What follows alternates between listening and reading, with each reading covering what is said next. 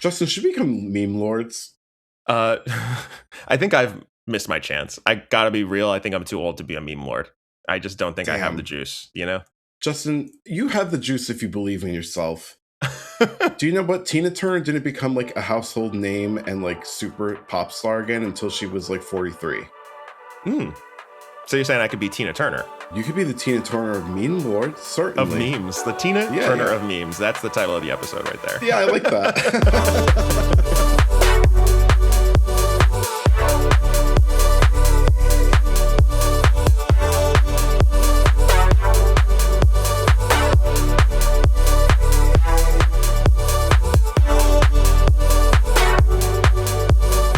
I'm alive, imbecile. Justin. And I really do think red makeup and chainmail is the best outfit for the day. Geoff. And welcome to Bants. And Geoff, we're talking about House of the Dragon Season 3 today. I can't wait to get into D, it. Baby. Talk about hot D. This was a hot season of television. It was so good. I really, really enjoyed it. I honestly think this might be the best work they've done since like season 5 of Game of Thrones in the world of Westeros, if you will. From the mind of George R.R. Martin. George R.R. Martin. We'll get into it in detail in our main segment. But first, Geoff, how are you doing on this fine? In DC, it's gloomy Sunday. Well, it's a little overcast here, but that's most welcome because it's been a scorcher. Yeah, it has been very hot. It's been hot as hell. What about that song, Ole, Ole, Ole, Ole, you know it's hot, hot, hot. You know that one? I know the Ole Ole song. That's like a classic, like timeless folk song, but I don't feel like I remember the hot, hot, hot song. Well, what about Bitty Bitty Bong Bong? You're just saying words now. No, that's the Selena song. I feel like you keep saying things, and I'm just like, these are just syllables that I've never heard next to each other before. Okay, you must know that song by Selena, no? No, I mean, like I said, you Justin, gotta remember Mexican anything heritage. This before is truly the year terrible. 2000. I don't know. Just assume I don't know it. So you didn't grow up like in middle school, even like during when you had substitute teacher, watching like Selena on VHS or see Selena on TNT or TBS? It was one of those movies that was always on. No, my substitute teachers were not that cool. Sadly, I was watching like, Wishbone's Odyssey or something. What's the story, Wishbone? That I know. Damn, that I recognize. Fucking loved Wishbone, bitch. I mean, I would come home from school. Guess what I watched? Wishbone? Just a wild guess? Okay. I would get home. It'd be like 3:00. My mom would be watching the Oprah Winfrey Show on CBS, I believe it was. And then it was like 4:00. We put it on PBS, and I got to watch half an hour of Wishbone. We love. And then I did a little bit of homework. And then at 5:00. We put on The Nanny on TBS. And we love The Nanny. We love The Nanny. We sure do. And Wishbone. Wishbone made me want to read. And read I did. You can read now. Well, it was a skill I once had as a child. Okay. I was a child then. And now I started reading again because you lent me that book. The God of the Woods. The God of the Woods. And I have to tell you, Justin, I'm really digging it for real. It's good. Hell yeah. Very compelling shit. I'm on page 141, I think. Love to hear it. There's still so much to come. I think that chapter's not Tracy. That's not the name I want to say. Is it Tracy? Tracy's one of the characters, I think, yes, right? It's Tracy. I think I'm on chapter Tracy. Yeah. Okay, cool. It's good I'm shit. glad you're loving it. We're going to have to cover that show whenever it drops. Yeah. Oh, yeah, that's right. It's coming out on Netflix, right? That's right. Netflix, yep. Bob Netflix loves to go on and see what's the trending book of the year. And they're like, let's develop shows around this. Yeah, let's do a mini-series. Yep. Yeah. Well, and I love that, though. I love a mini-series. And I love that authors are I don't think authors are paid enough. That's true. The world of publishing is very painful. And the amount of money that they get paid for what they produce is very small. Yeah. And so I really love it when an author who's good gets the opportunity to have a television show and basically develop some IP. That's great. We love that. Well, Geoff, I'm sensing a really opportunistic segue to get into our hot topics here. Well, let's do it then. Let's get into our hot topics. Tell me how you are. Oh, well, okay. I mean, I'm doing good. I would love to talk about our first hot topic, which is, of course, the adaptation of an author. Good in the eye of the beholder, of course, but this is based on a 2018 Colleen Hoover novel. Colleen Hoover has had many adaptations made of her work. This one is an adaptation of Verity. And I will say up front, This is the only Colleen Hoover novel that I have read. Oh, I didn't know that you read this one. I did, yeah. This is kind of, I think I have a vivid memory of explaining the plot of the book to you, and you were like, this sounds crazy. Okay, wait, I do remember this. We were with Allie and Sam. We were at their house, and I want to say it was like the day after New Year's Eve, like 2 years ago. Right, it was definitely New Year's, yep. Yeah, and you guys were telling me about it, because I think Allie had just finished it. Allie really likes the book, is my memory. And correct. I did not like it, which is fine. Colleen Hoover has a very specific brand. This one was always billed as like Colleen Hoover is doing a serious thriller, right? Like this is a change for her. So that's why I kind of chose this one to latch onto and read, but it still just did not land. For me, it was not an effective thriller, but very popular novel. Hugely popular. This adaptation stars Anne Hathaway. This is part of her generational run in 2026. Let me just list the films that she has been in this year. Please do. Mother Mary, we covered it. The Devil Wears Prada 2, we covered it. The Odyssey, we covered it. And The End of Oak Street, which just came out this weekend. We did not cover it. I did see it yesterday. You did? Okay. With Brandy, because Brandy loves a dinosaur movie. What did you think? Because I saw the trailer and was like, I think I'm going to pass on this one. I think you would not like it, but I think for the Jurassic Park heads, it'll do the job. It's a perfectly Justin, I gotta serviceable. tell you, I used to love myself Jurassic Park. Maybe you'd be into it then. But the originals. Yeah. I like the first one. And The Lost World, I think, was decent. I think it's probably the worst of the original trilogy. And what was the one that came out in 2001 or 2002? Just Jurassic Park 3, I think, was the name of it, right? Yeah, maybe it was. And there was the Jurassic World. There's been 4 Jurassic World movies, I think, which is crazy. And by the way, I did see one of them, and I said, this is so dumb. Bryce Dallas Howard absolutely running through the park in these 4-inch heels. Yeah, crazy stuff. That was a moment in culture. Talk about a moment in culture. That was okay. And to me, that is sort of camp. But the thing about that is that movie was definitely not trying to be camp. Yeah. And I brought that up because I want to know, do you think that Colleen Hoover was intentionally writing a camp thriller? Because I don't think that she was, from the way it's been described. These are waters that I hesitate to wade into because I don't want to talk shit about any author, well, we're not talking shit. I'm just asking you if you think she intentionally made it camp, or if it was supposed to be serious and just tonally didn't quite get there. I think that of all of the Colleen Hoover books, many of which tackle very serious themes, like we talked about It Ends With Us, which was another Colleen Hoover adaptation that tackles heavy themes. And a big criticism of that movie and of the book was it doesn't treat those very heavy themes very well. I think that Verity is probably the most intentionally camp that she gets, because it is very arch. It's very there's a lot of dramatic things that happen that are a little bit funny. I don't think that the book in its tone accomplishes that camp tone very well, but I do think that it's the weirdest and most high stakes of her books that I know of. But that brings us to the trailer for this film adaptation. I also want to mention that there are 2 other stars of this film, Dakota Johnson and Josh Hartnett. Dakota Johnson plays the lead, and Dakota Johnson's character is an author who was hired to finish a book series that was initiated by Anne Hathaway's character, who is named Verity. And Anne Hathaway her character has gone through some kind of accident, and she's now paralyzed, cannot speak, disabled. And her husband, played by Josh Hartnett, has hired Dakota Johnson to finish this series of novels. And as you might expect, there is an immediate romantic connection that forms between Josh Hartnett's character and Dakota Johnson's character. Terrible. So, Geoff, what do you think of the trailer? The trailer looks absolutely cuckoo bananas. I definitely think that the movie, they were we're going full camp on this. But I do think it's over the top, not drama. Melodrama? Yeah. Melodramatic, yes. Melodrama, Lord. Yeah.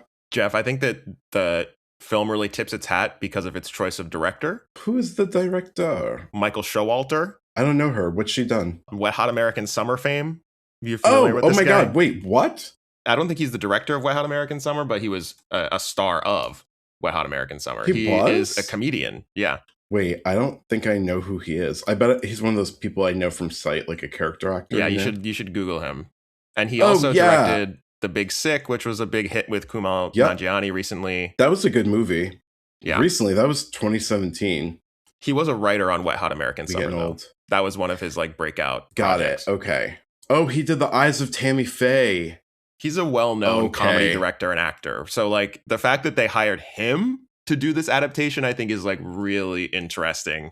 And I also think that some of the choices of shot that they used in this trailer, it's giving a little bit of like Megan energy to me. Yeah, a little bit. Like it's intentionally funny. Like the shot of Anne Hathaway paralyzed as her chair is lifting up, and it's just like there's so many meme shots in this. There's a lot of memes. It's crazy.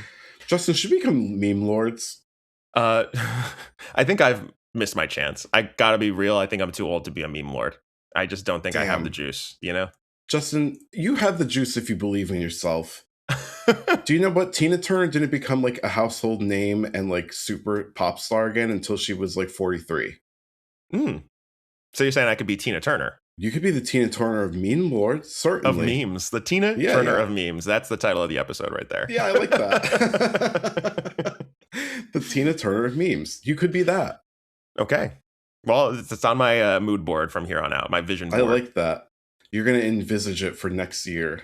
Would you like to cover this film on the pod, Verity? Oh, we simply must. Okay. I mean, I need to watch it. Like, it looks absolutely coconuts. I've got to go. It's coming out October 2nd. I mean, it's a Colleen Hoover adaptation, so I think it's going to be successful, and I feel like it will be. Even if it's like garbage, I think people are going to be talking about it. I also feel like it's genius to put it out at the middle of like spooky season, you know, because people are going to be really jazzed for something like camp horror, you know, like American Horror Story type stuff, Rocky Horror Picture Show. You know, I feel like this might be, or even Clue. I feel like this could be kind of like that, or like Knives Out. Do you know what I mean? Yeah. Like, I think there's like a spiritual thread that might run through all those films. Definitely like Clue coded. And I think the casting of Dakota Johnson and Anne Hathaway is actually like perfect. Yes. Dakota Johnson being like kind of a meme lord herself, you know? Yes. I just feel like it's like a real draw to the theater. So yeah, I mean, the Madam X of it all, or Madam Web, was that it? Madam Web, yeah. Madam Web. And also like the 50 Shades of Grey of it all. Yes, there is definitely a 50 Shades of Grey energy here with Dakota Johnson and just the 100%. Subject matter in general. Yeah. It's brilliant, and it's smart of her and her representation to go for this too. Yeah. I love Dakota Johnson. We did not like her that much in Materialists, I think, as an actress. But okay, well, we talked about this on the episode. She was a little bit flat, but she's kind of, I think that's sort of her thing. She's kind of herself in every film, like, right? You know, like a version of herself. Like, I don't think that she's an actor who necessarily disappears into a role, but you cast her for that reason because you want her to play herself. She's effortlessly charismatic. Like, whenever she's doing like a media appearance, it's like, you know, hard to not watch. That's not the truth, Ellen. Exactly. Incredible. I don't even like limes. I'm allergic to limes. Okay, Geoff, let's move on to another film hot topic here. There's so many films we're talking about. We love movies. We love movies here on the pod. Are movies back, Geoff? You know I love movies. I want to come back to the X-Men because we talked about a couple of casting announcements last week. We talked about the casting of Cyclops, Emma Frost, and Jean Grey. Kit Connor, Samara Weaving, and Sadie Sink are playing those roles in the MCU version of the X-Men. Disney this weekend had their D23 conference where they announced new projects and announced casting. And 4 more characters were officially announced for the new MCU X-Men. Now, before we talk about that, I'd like to ask you a question. Okay. What is the nomenclature of this D23? Because I remember way back in the day when they would announce like the new video games for like Nintendo, I think. It might have been other consoles as well. It was like the E3 conference. Yeah. So I'm like, is that supposed to be a play on it? Or is this like the 23rd Disney like launch event? Okay, let me explain this to you. So E3 is the Entertainment Electronics Entertainment Expo. I forget what the order is, but 3 E's. Which is why it's like E3, it's like E squared. Right. D23 is the name of the official Disney fan club. So Disney adults locked in on D23. And the reason that D23 is the name is because Disney was founded in 1923. 23. Okay. So that's why the name is that. Yep. All right. Good to know. So I'm going to go down the list of these casting announcements, and I would like you to respond to them as we go. Okay. First one, Indy Navarrete. She recently broke out on the scene in her star-turning Obsession, which was a huge box office phenomenon earlier this year. She is playing Rogue. Thoughts? Young actor, good actor. Have you seen Obsession? No. Too scary. Sam did get it for me, so I have it on my app to watch, but I haven't yet because I have been scared. I have not even finished Backrooms. Had to keep stopping, Justin. I was getting very scared. I think Obsession is scarier than Backrooms. And so that's what I've heard.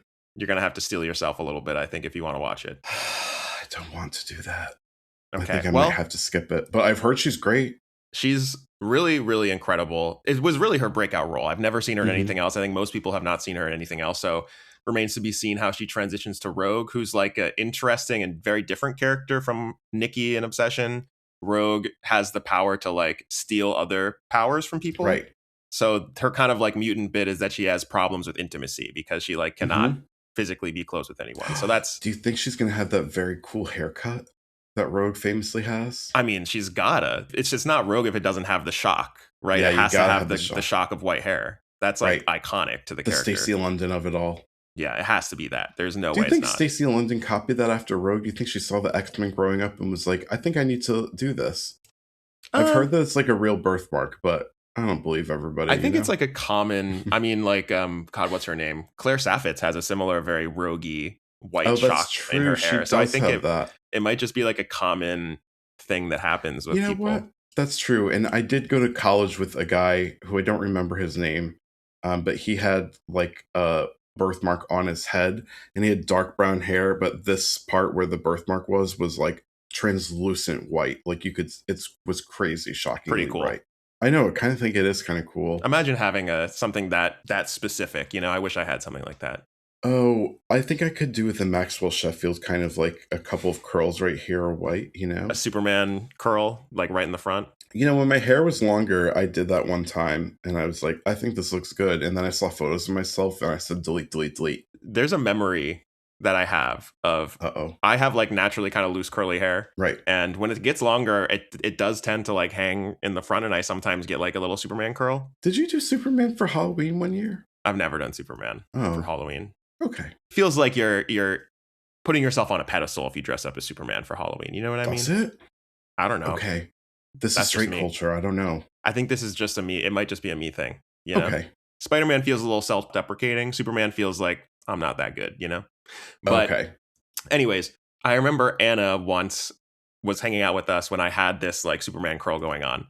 And she said, "Can you get that out of your forehead?" She said, "That looks out of place." I love it. And I'll never forget that. I don't know why it stuck with me. But, wow. She said something that cut you to your core. Yeah. I mean, I always thought it kind of looked cool, like having the little curl there, but she was like, nope, tuck it back. I love that. She's like, could you get that out of your face?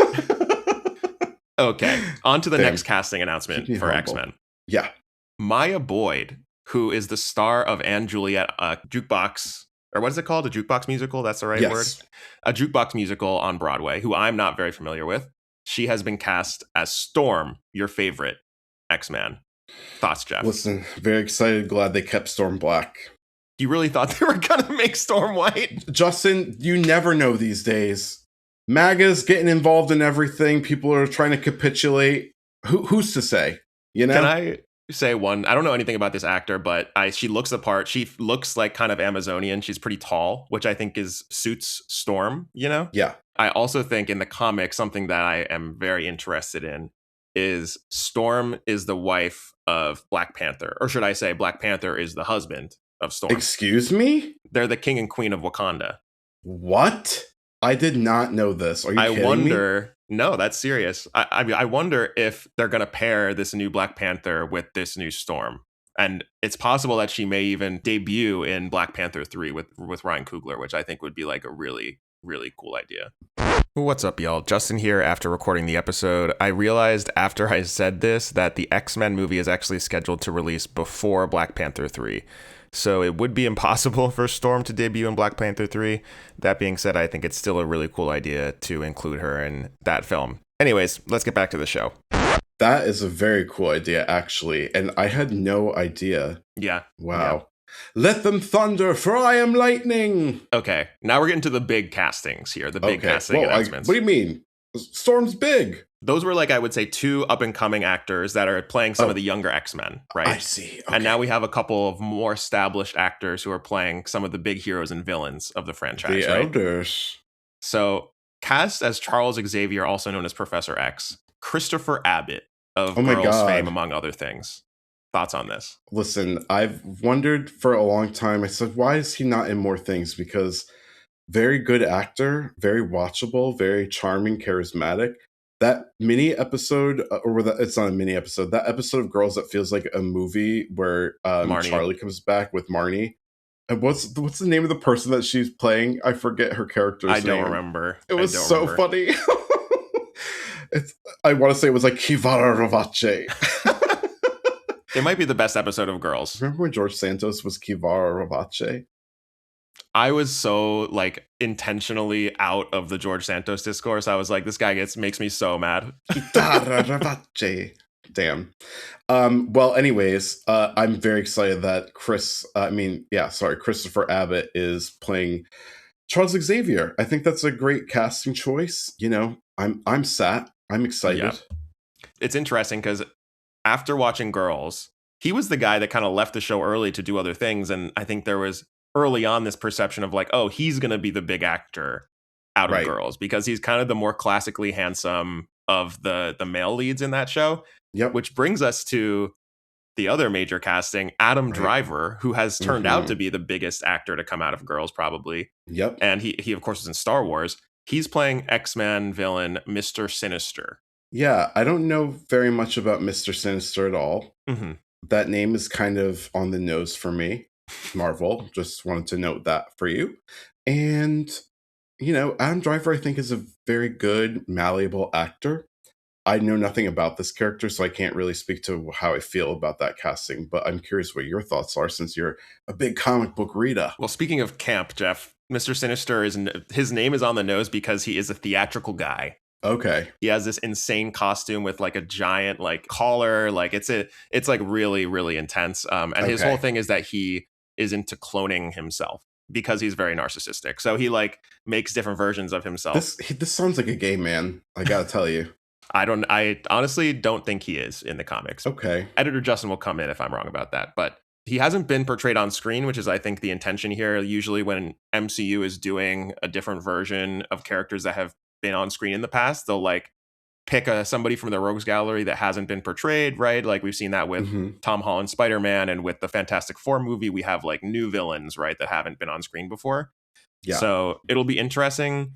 It's also worth mentioning some of the rumors that happened before this official casting, because it was rumored that Adam Driver might be Magneto initially. It was also rumored that Kaylee Spaney from Beef might be Rogue, and then it turned out that Indy Navarrete got the Rogue part. Mm-hmm. Indy Navarrete was rumored to play Mystique originally. So like, it seems like things are moving fast. Either that or some of these rumors are just false. Yeah. One of the rumors that I know you wanted to talk about, Geoff. I sure did. Chris Melton, who was also in Beef, may be in the running to play Beast. Correct. And this kind of makes sense because the director of this film, Jake Schreier, was a director on Beef, season 1 and 2. So he's worked closely with Kaylee Spaney and is it Charles Melton? I want to say it's Charles Melton. Charles Melton, Chris. Yeah. Yeah. So they have history with this director and with Lee Sung-jin, who I believe is helping write the film as well. So it would make sense for them to come on, but no official announcements either for Charles Melton or for Kaylee Spaney. Yeah. Yeah. Well, we'll have to see. I'd like to see it. Would you like to see him as Beast? I love Charles Melton. I think he's so handsome. I think he's a great actor. I think he's very watchable. He's also like very physical as an actor too. So like I think he could definitely do a good job in an action film. I mean, he certainly has the physique for like a Beast character, which is shirtless, blue, hot. All right, Geoff, you're going to have to do this one. I know that it's a movie, but let's move on to our next hot topic. I think this was also announced at D23, right? There were a lot of announcements at D23, and I certainly did go down a YouTube rabbit hole and watched a lot of them.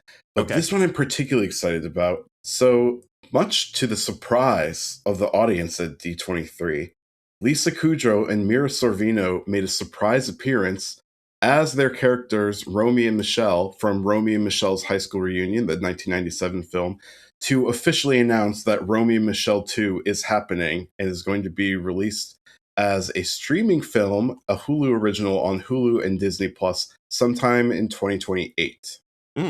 This is exciting stuff. Geoff, are you familiar with Romy and Michelle? I'm guessing not. You know I'm not familiar with that film, so tell me about it. Crazy. Romy Michelle's high school reunion. That is a camp movie for sure and intentional. It is very funny. Janine Garofalo is in that movie. Speaking of Wet Hot American Summer, yeah. And so is Alan Cumming. They both play significant roles in that movie. And Romy Michelle is basically about these two kind of like really gorgeous blonde bimbos who have not done much with their lives after graduating high school. And it's their 10-year high school reunion. And they decide to go back to their reunion and try to impress everybody because they were kind of like losers and outcasts in high school, and they want to be perceived as very successful businesswomen. So they make up a story that they have invented the Post-it note, and they go back to their high school reunion. They rent like a really high-flying car. I think it's like I want to say it's like a Mustang or something. Or maybe it was a Lotus. I can't remember. It was like a really expensive sports car that they rent. And they drive out to their high school reunion from LA. And I think it was Michelle who was like in love with Alan Cumming's character. And so they have like a little dalliance when they have the high school reunion. And Janine Garofalo plays like this other outcast who kind of like was friends with them ish, but is also extremely skeptical of them. And she also now is like a fast talking like Hollywood talent agent, that kind of thing. And so hilarity ensues, and you meet all these like characters from their high school reunion who are jackasses, and Romy and Michelle have a wonderful time. I don't want to totally spoil the movie's ending. I mean, I gotta watch it. Because it sets up for the sequel. Yeah. But it's really good, very funny. I feel like I know about the Post-it note gag. It's kind of like a joke, or like it's in the same vein as like my father, the inventor of, what is it? Toaster strudel? Yeah. In the same vein. Very much. Yeah, I guess I'll have to watch this. So like, are some of the other cast members coming back in addition to Lisa Kudrow and Mira Sorvino? Alan Cumming and Janine Garofalo have both signed on for the project, which is huge. Awesome. Because they played really iconic roles, and I was kind of wondering, I'm like, I don't really think that they could do this movie, the sequel, without the two of them in it as well. So I'm very excited about that. I think it's going to be a lot of fun. And gotta say, Mira Sorvino and Lisa Kudrow, they look fantastic and very believable. And they also still look like themselves. Do you know what I mean? Yeah, I feel like a lot of Hollywood, when they age, which like no shade, everybody do your thing, get tweaked and pumped for the gig, do whatever you need to do. But sometimes people start to look the same. And I feel like Lisa Kudrow and Mira Sorvino just still look like themselves, and they like snapped right into character, and it was great. Yeah, I mean, you're the captain of the leader of the Lisa Kudrow fan club over here, so I'm sure you're going to be on Hulu on day one watching this. Of course I will be. J'adore. I want to tell you one more thing about D23. Oh, okay. Now, we know how Disney's doing their whole thing of like they're really reheating their nachos, one might say, with live action versions of their like Pixar and animated hits. Yes, that is true. So they did announce that Tangled live action version is definitely happening. Yes, I think we knew that it was greenlit. There's been a lot of casting announcements already. Like we know that maybe you're going to tell me Kathryn Hahn plays Rapunzel's stepmother, for example. Yes, Mother Gothel is her name. And Kathryn Hahn also made a surprise appearance on the stage to talk about it a little bit. Yeah. The crowd went wild, Justin. People love Kathryn Hahn. Here's the thing about D23. We got to remember it is the fan club for Disney. So we got a lot of, it's not like a cold room. This room is bursting at the seams. I would describe it as a pressure cooker of excitement for literally anything Disney related. So pretty wild. I mean, listen, I'm a big fan of Kathryn Hahn, but I think that crowd would have gone crazy for anything. Wow. Okay. Justin said they're basic. Moving on. I'm not saying basic. Okay, I guess we're moving on. All right. Troye Sivan, Geoff, artist that we like here on the pod, and he did it recently. I love Troye Sivan. A co-headline tour with Charlie before Brat really took off. Yeah, the Sweat Tour. His previous album was pretty good. Really fun album that we haven't talked too much about on the pod, although it came out around the same time as Brat, a little bit earlier, right? If I remember correctly. It was just a couple months before. So Troye Sivan recently announced his new album, which is called She's the Best, and he released the title track as the lead single from the album. Yeah. So I want to read a logline for the album from Troye Sivan's press release about it. Okay. She's the Best is a painting that captures my life in all of its moods and colors. It explores the high-octane highs of the last few years and the solitude and longing that sat underneath. It's chaotic, layered, organic, troubled, and alive. It feels like the truest and most creative version of myself I've ever shared. At some point along the way, I realized The only constant in my life keeping me somewhat sane has not been the work or the men, but the feminine. Thank God for them. Thus, the name of the album and the name of the lead single, She's the Best. So what did you think of the lead single, She's the Best, and what did you think of the associated music video, Geoff? I really enjoyed the song, and I have not listened to it independently of watching the video. I plan to, because it was great. I really enjoy the kind of driving, like, actually, I shouldn't say driving. It's like a very languid song. It's like very like slow moving. It's like the kind of music you just like rock to, or you're like cruising down the highway and doing this out the window. You know, windows down, or like long walk type song. You know what I mean? Stuff's happening all around you as you're on a walk in the city. That type of song, you know? Yeah, there's like a hypnotic meditation that occurs in this song, and I really love it. It's like a simple structure. It's very catchy, you know, and I think the music video is very cool. What did you think of it? I listened to the song independently first, then watched the music video. Okay. I was like extremely impressed with the song. I think that it's like very, you know, Troye Sivan, I think, has always in his musical career at least been like a very pop forward artist, right? Like very like, where's the hook at? You know, where's the drop? Not that I don't like that, but like this song was very much, like you said, kind of like restrained in a way. Yeah. It has that very like the streets-esque like talk rapping. I'm just kind of rapping about what my experience is, the same way that Charlie kind of did some of that on Brat, on like I Think About It All the Time. It's also just like a very warm sounding song. It reminds me very much of like early 2000s or late 90s break beats like Fatboy Slim, but slowed down a little bit, you know? Well, Justin, it's so good that you said that, because I want to know if you remember the song Everybody's Free to Wear Sunscreen by Baz Luhrmann. Baz Luhrmann, the director? The one and the same. I don't believe I know the song. I didn't know he was like putting out music in addition to his. Well, he certainly did do this one song, and there is a connective DNA here to that song that I really love, because I've always enjoyed that song. There's something like a slightly melancholy, something wistful, something earnest, and also something like slightly what's the word I could use? Like euphoric or tantric. There's like a tantric or euphoric quality to both of the sounds in these songs, and I really like it. And it makes a lot of sense because Baz Luhrmann certainly inspired Troye Sivan, and famously Nicole Kidman is like Baz Luhrmann's muse. And Nicole Kidman, of course, heavily featured in the music video. Iconically featured in the music video. Yeah, there's something there. So I want you to listen to that song at some point, and then report back and see if you feel like there is like a connective thread. For sure, them, because I immediately heard it and was like, oh my God, everyone's free to wear sunscreen. Yeah, like the drum pattern, it's like...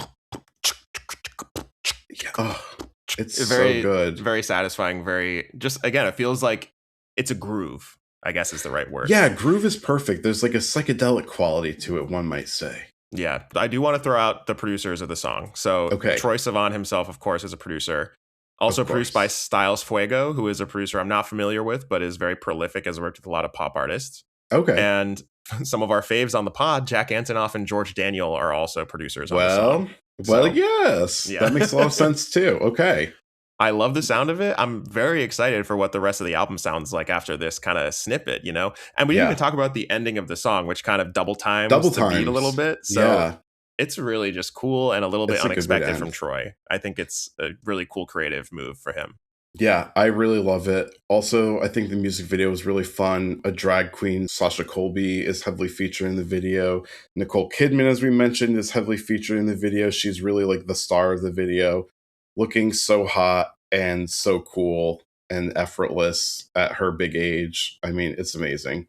Yeah, and the album comes out October 9th. So stay tuned for an episode on that. October's going to be a big month, Justin. It's going to be a busy month for us. We might have to push some of those back a couple of weeks. We'll have to do some scheduling after we record, but lots happening in October for sure. Lots going on. Okay, well, Geoff, with that, let's take a quick break, and we'll come back to talk about Season 3 of House of the Dragon. Okie dokie.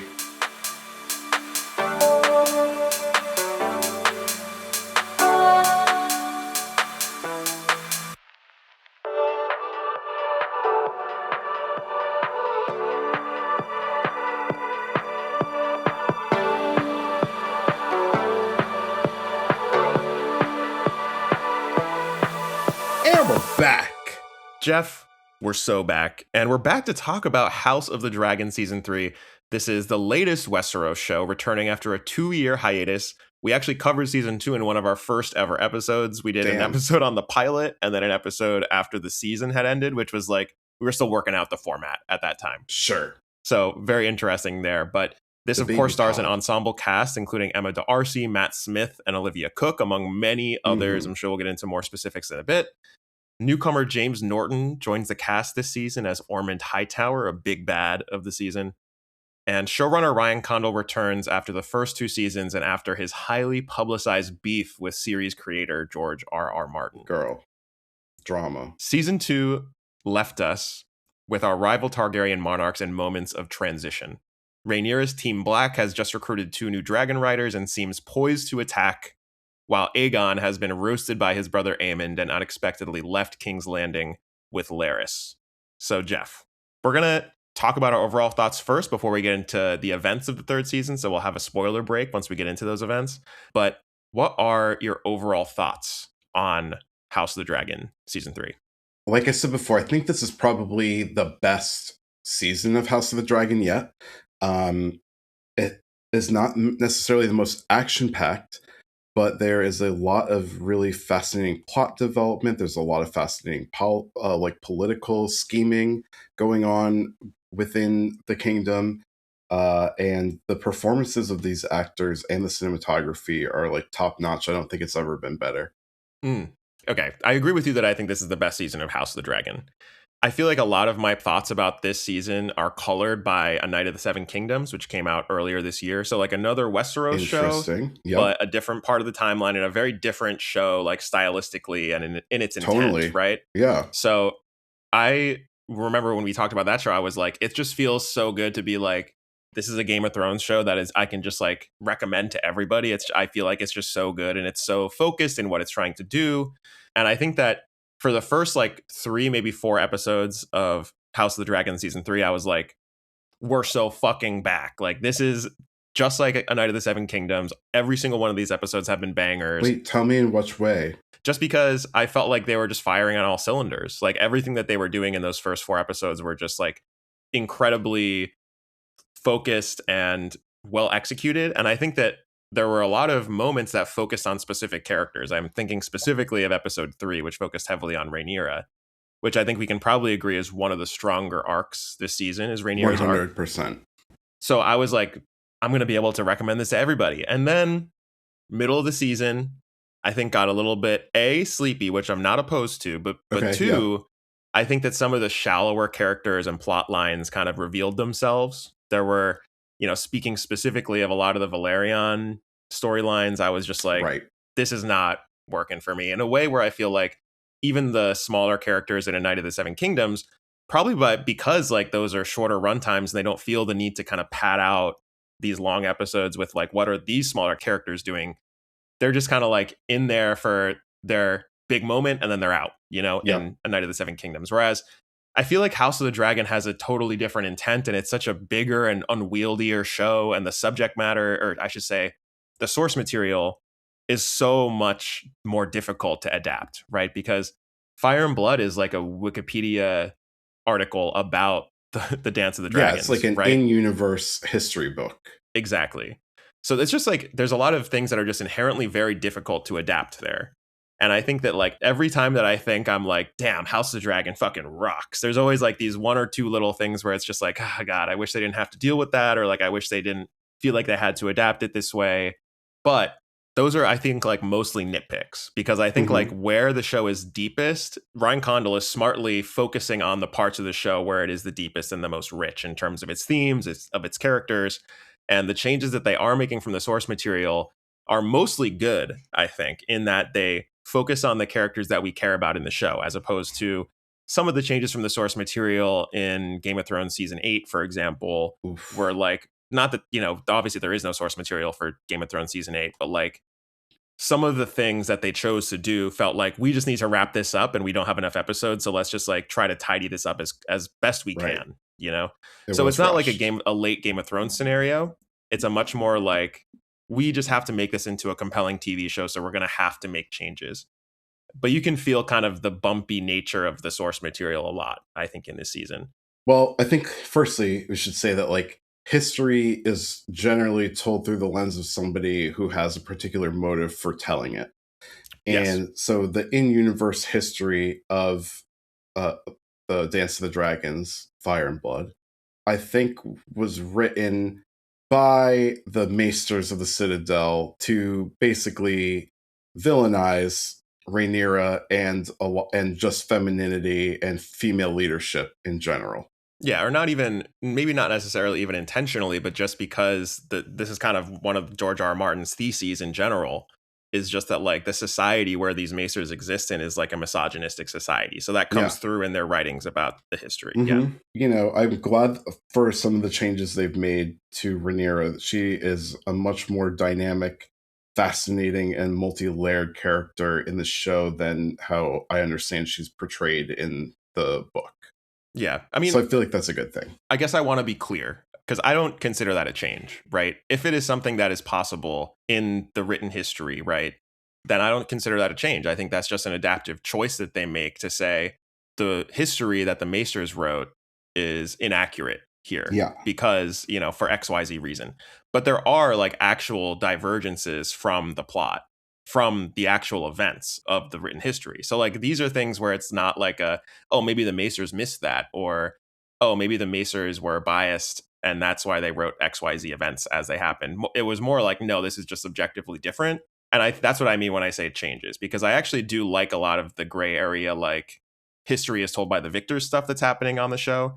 And I think that's in a different category than like, oh, here's a change that we had to make this work, right? Or another thing that they say, another thing that happens kind of in the inverse is they're like, oh, here's something that happens in Fire and Blood, so we kind of have to make that happen on screen, even if it doesn't really make sense for the characters that we've developed here. Yeah, let's get into spoilers, because let's be honest, no one's listening to this if they haven't watched it. True. You know? Okay, let's get into spoilers. What's up, y'all? Editor Justin here. If you want to skip spoilers for Season 3 of House of the Dragon, you can go ahead and skip to 1 hour, 32 minutes, and 15 seconds. Let's get back to the show. Spoilers abound, F-slurs. Okay, spoiler break over. I guess we can start with the weak stuff first, because this is where I think like loyalty to the source material hurt, I think, the show a little bit. Okay, is with the characters Alan, Adam, and Bela. So these are like some of the Valerian extended family, right? Yep. We have Alan and Adam, who are the bastard but legitimized children of Corlys Valerian. Mm-hmm. And then we have Bela, who is the son of Daemon, right? But is related... Daughter, yeah. Yeah, it's related also to the Valerians through Laena, his wife, who is now dead, right? Yes. And to me, like the easy, weakest moment in the entire season is the moment where Alan and Bela just hook up seemingly out of nowhere in like one of those middle episodes. I think it was like episode 5 or 6. And I remember just being like, what's going on here? Yeah. And that's one of those great examples of like, well, we know from Fire and Blood that Alan and Bela get together, right? I won't say what happens to them after that, but like this is something that is in the book, but the characters as we see them in the show, because of the way that the actors have portrayed them, have no chemistry, right? So like zero. It's like squaring the circle, trying to be like, okay, well, we have to get them together. So like, I guess we'll just have this scene that had no build up, no character motivation at all, right? And, you know, sadly, all that we see of Alan is like him wanting to, being a soldier and wanting to be like his dad's heir and wanting to be legitimized. He just doesn't have any aura outside of that one kind of character beat that we've been seeing from him for the last 2 seasons. Yeah, it's a little bit tough that all of the characters of color in the show are like pretty much completely two-dimensional. Like there's really not a lot of depth there. There's really not a lot of even real interaction with the main characters. Like all those interactions are very short and like really only used as like a device to drive the plot forward. Yeah, with the exception of maybe Corlys, who is played by Steve Toussaint, who's like an incredible actor. Mm-hmm.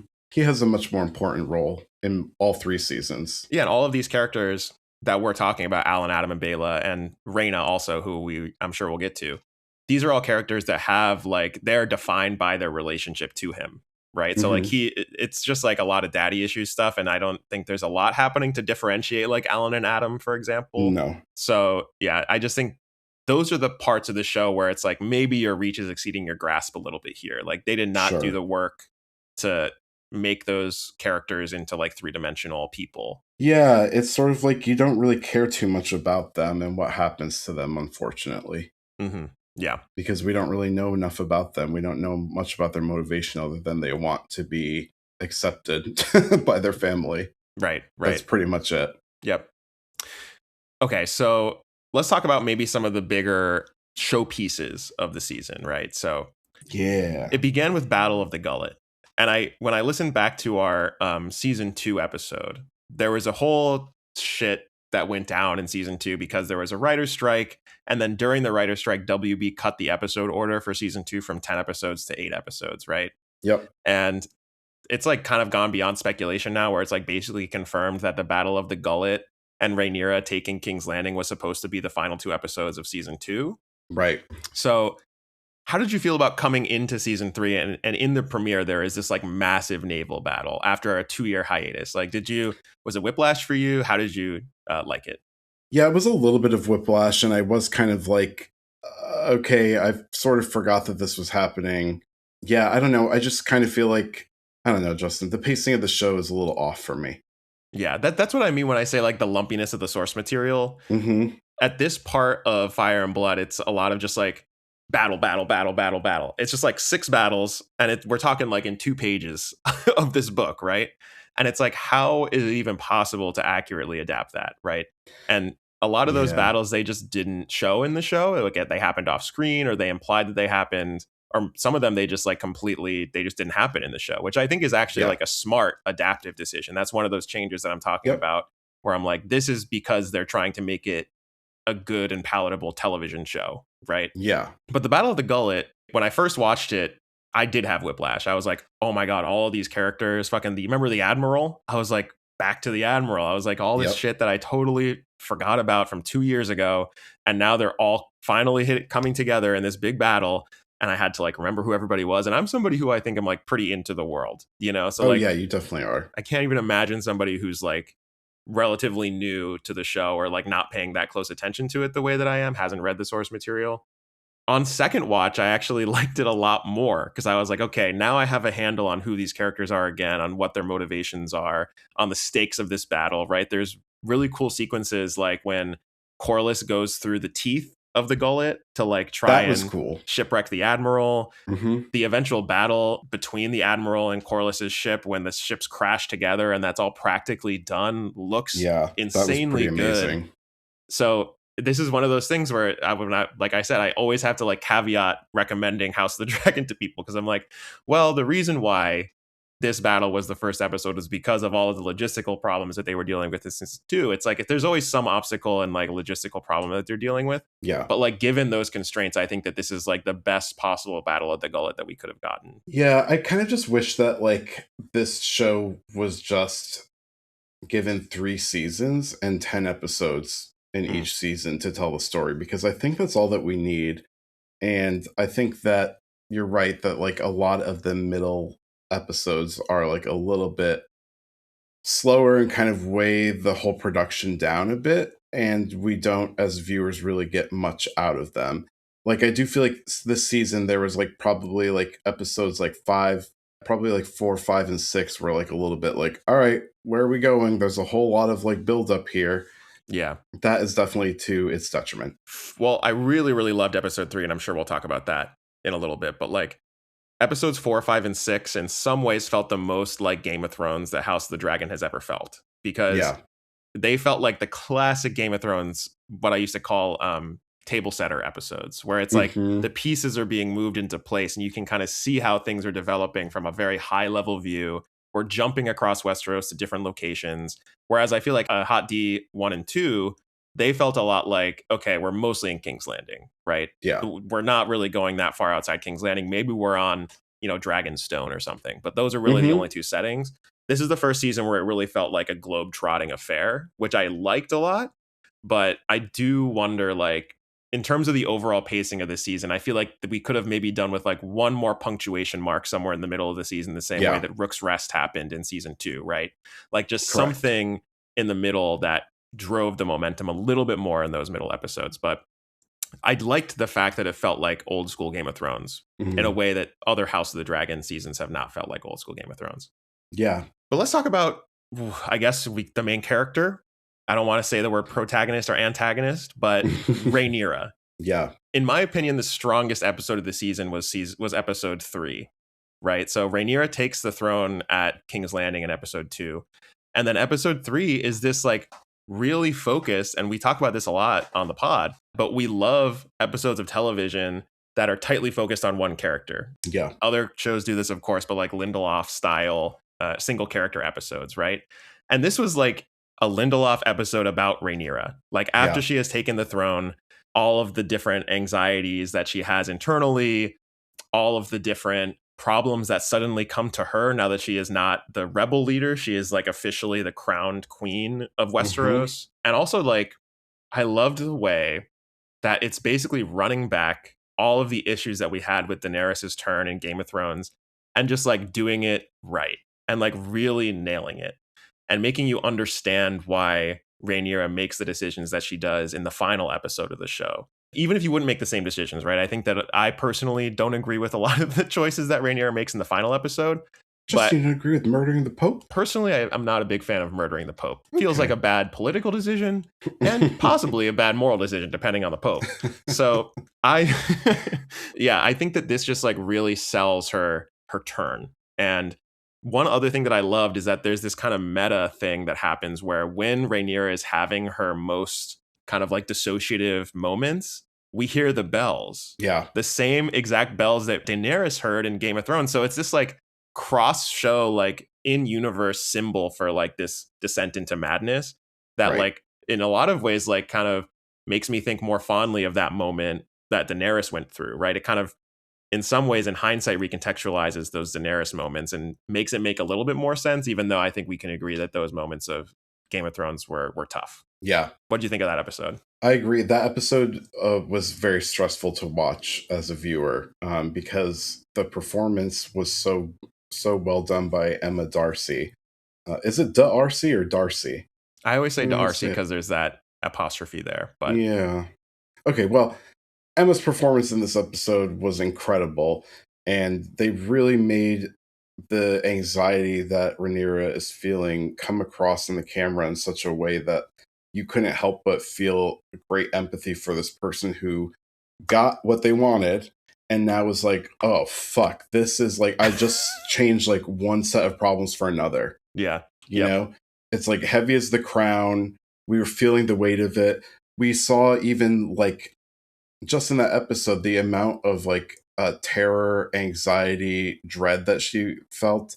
It also made me think of Viserys in the first season of House of the Dragon and trying to understand a bit more about what a good king he was, because even though he was like physically ailed with like every conceivable, illness, he was so even keeled, so fair, always sought for consensus building and peaceful decision making, and avoided, in some people's mind to his detriment, like violence at any cost that he could.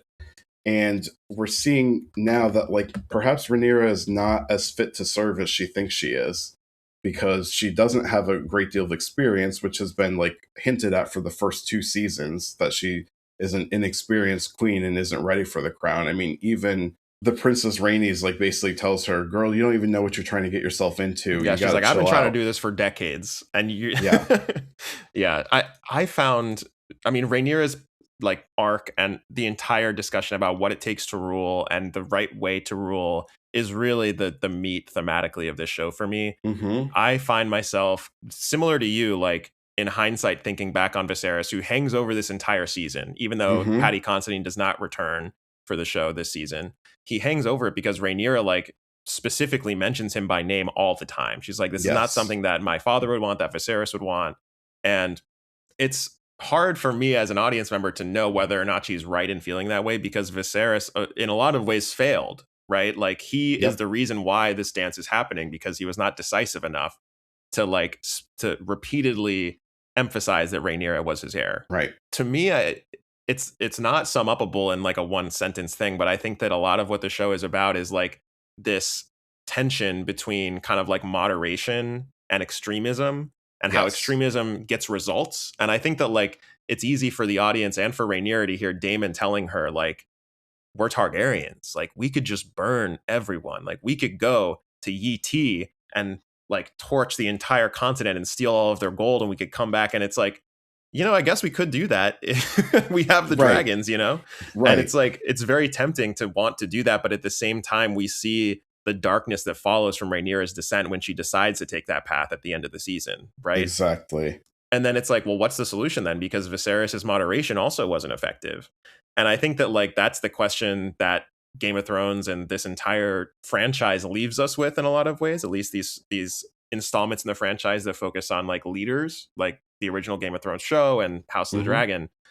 The original Game of Thrones show ends by forming a democracy. Well, a republic, but yeah. Yes, I should say a more democratic, at least compared to a monarchy society.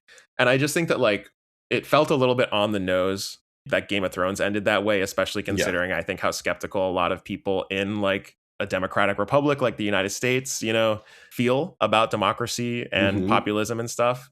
And I like that House of the Dragon is being a little bit less giving with its answers. And it's more saying like, this is a real puzzle box that we found ourselves in ruling, And I think that there are so many parallels to our modern world and real world. There are a lot of superpowers like the United States, although I think one could argue that we're no longer a superpower. Our influence and sphere of influence has like decreased significantly due to normal reasons.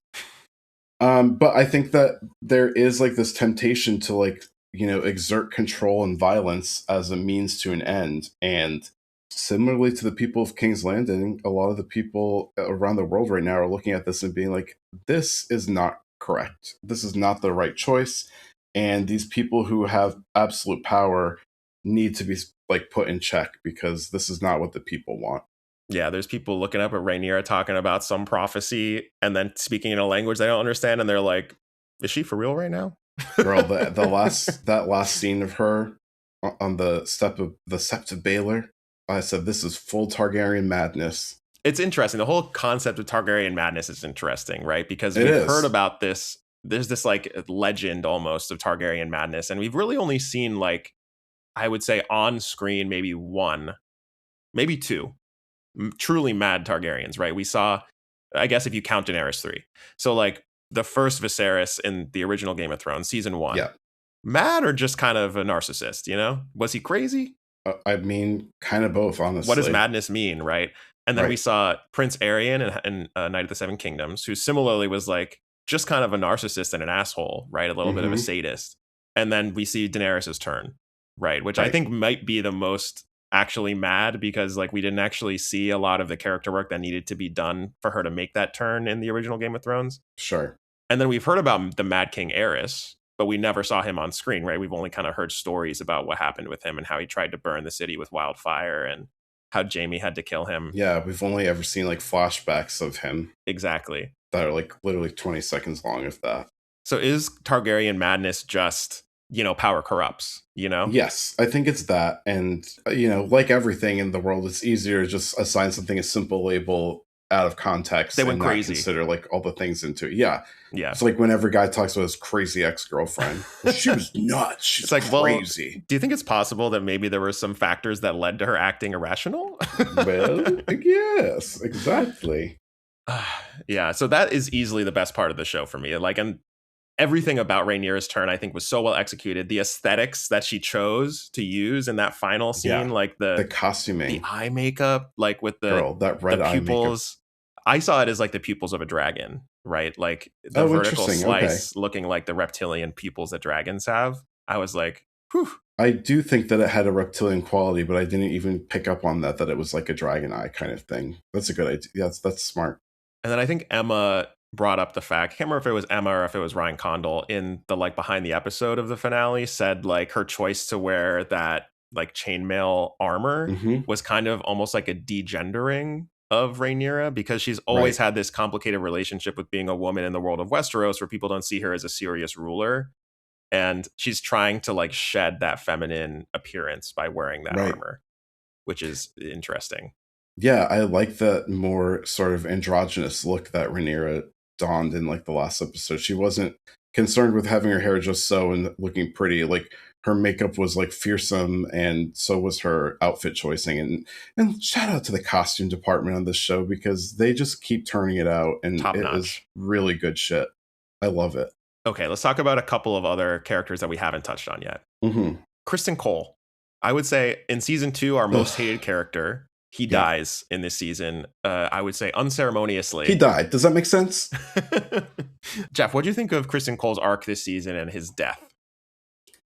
I don't know. He didn't really have much of an arc to me. He just kind of was a dickhead and was so self-assured that he would be victorious that he didn't see all this. He didn't listen to the smart people around him, specifically Sir Gawain Hightower, who was like, girl, we got to get back to King's Landing. This is nuts. Like, the battle is not going to be won out here. And he was just like, we got to press on. Fuck you. And then I was glad when he died. He got shot right in the head. I think he was listening to people and he just didn't care. He was like, because remember, his whole thing is like he has become a character who has like repeatedly reneged on his promises and he doesn't really know. He was like in search of meaning again now that he has like broken his multiple vows that he's given.